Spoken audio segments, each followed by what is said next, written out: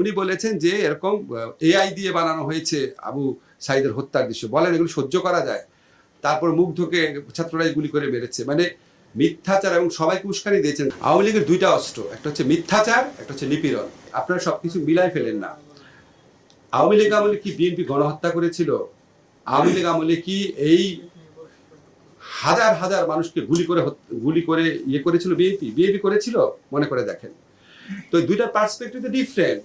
সেই আমলে বিরোধী দলের উপর মিথ্যা মামলা দিয়ে তাদেরকে গ্রেফতার করা হতো, আপনারাই রিপোর্ট করতেন, মিথ্যা মামলা দিয়ে তাদেরকে হয়রানি করা হতো, গণগ্রেফতার করা হতো। এখন এই আমলে যেই আপনারা অপারেশনটার কথা শুনছেন, এটা কিন্তু এই এত বড় মানবতা বিরোধী অপরাধ, এত বড় হত্যাকাণ্ড, এটার পরপরই শুরু করা হয় নাই। আপনারা খেয়াল করে দেখেন গত কিছুদিনের কার্যাবলী। শেখ হাসিনা লাস্ট সাংবাদিক সম্মেলনে এমনভাবে কথা বলেছেন, যখন উনি প্রধানমন্ত্রী থাকার সময় যেই কনফিডেন্স নিয়ে, যেই উদ্ধতভাবে বাংলাদেশের মানুষের সাথে কথা বলতেন, এক্স্যাক্টলি ওই টোনে তিনি কথা বলেছেন। এবং কথা বলার সাথে সাথে পুরা এই গণ অভ্যুত্থান, আমাদের যে যন্ত্রণার স্মৃতি, সেটাকে নিয়ে পরিহাস করেছেন। উনি বলেছেন যে এরকম এআই দিয়ে বানানো হয়েছে আবু সাইদের হত্যার দৃশ্য, বলেন এগুলো সহ্য করা যায়? তারপর মুগ্ধকে ছাত্ররাই গুলি করে মেরেছে, মানে মিথ্যাচার, এবং সবাইকে উস্কানি দিয়েছেন, কার বাড়িতে আগুন দিতে হবে, কাকে উনি ছাড়বেন না, ইত্যাদি করবেন না। আশ্চর্য লাগে, বিশ্বাস করেন, আমি অনেস্টলি আমার কাছে অবাক লেগেছে। আল্লাহকে এই মানুষটার মধ্যে মিনিমাম অপরাধ বোধ দেয় নাই? যার মধ্যে মিনিমাম অপরাধ বোধ থাকে না, উনি তো যে কোনো কিছু করতে পারেন। এবং উনার বাহিনীকে আমরা জানি না, উনার সমস্ত মিথ্যাচার, উনার সমস্ত খারাপ কাজে আওয়ামী লীগের নেতৃবৃন্দ এবং আওয়ামী লীগের কর্মীদের এক শ্রেণীর, তাদের যে অন্ধবিশ্বাস, তারা এক্স্যাক্টলি একই জন্য কথা বলে, এবং তারা দেশের নানা ধরনের উস্কানিমূলক, নানা ধরনের আক্রমণাত্মক, নানা ধরনের আপনার ষড়যন্ত্রমূলক কর্মকাণ্ডে লিপ্ত হয়েছে, আরও বেশি লিপ্ত হবে, এরকম একটা আশঙ্কা স্বরাষ্ট্র মন্ত্রণালয় তাদের ইন্টেলিজেন্স নেটওয়ার্কের মাধ্যমে তারা এই ব্যাপারে কনভিন্সড হয়েছে, তারপরে এই অভিযানটা করেছে। এমনকি 5ই অগাস্টের পরও কিন্তু করেন, এটা আপনারা লক্ষ্য করেন।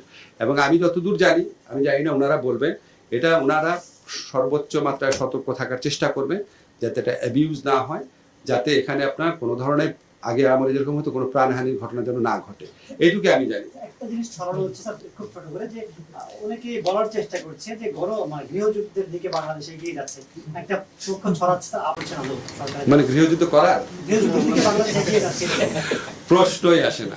এগুলি অপপ্রচার, উস্কানিমূলক কথাবার্তা। আপনারা এগুলি জাস্ট পাত্তা দিবেন না। আপনার নিজের মনে হচ্ছে গৃহযুদ্ধমূলক অবস্থা, তাহলে তো আপনার চেহারা হাসি থাকতো না।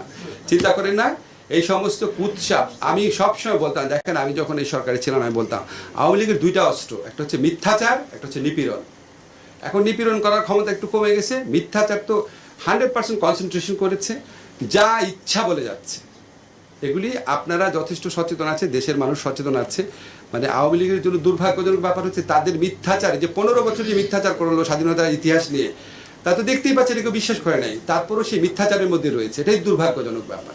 সে মিথ্যাচারকে পাত্তা দিবেন না এবং এটাকে ফুলিয়ে ফাঁপিয়ে বলবেন না, এটা হচ্ছে অনুরোধ। ভালো থেকে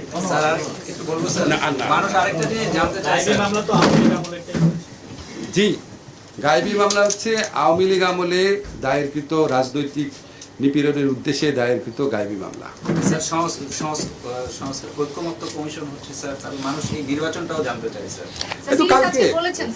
কালকে ক্লিয়ারলি বলেছে না, আর কালকে আজকে আপনার পত্রিকায় এইরকম ভাবে নিউজ করেছেন, তারপর এটা নিয়ে আর কথা বলেন না। আজকে ভালো থেকে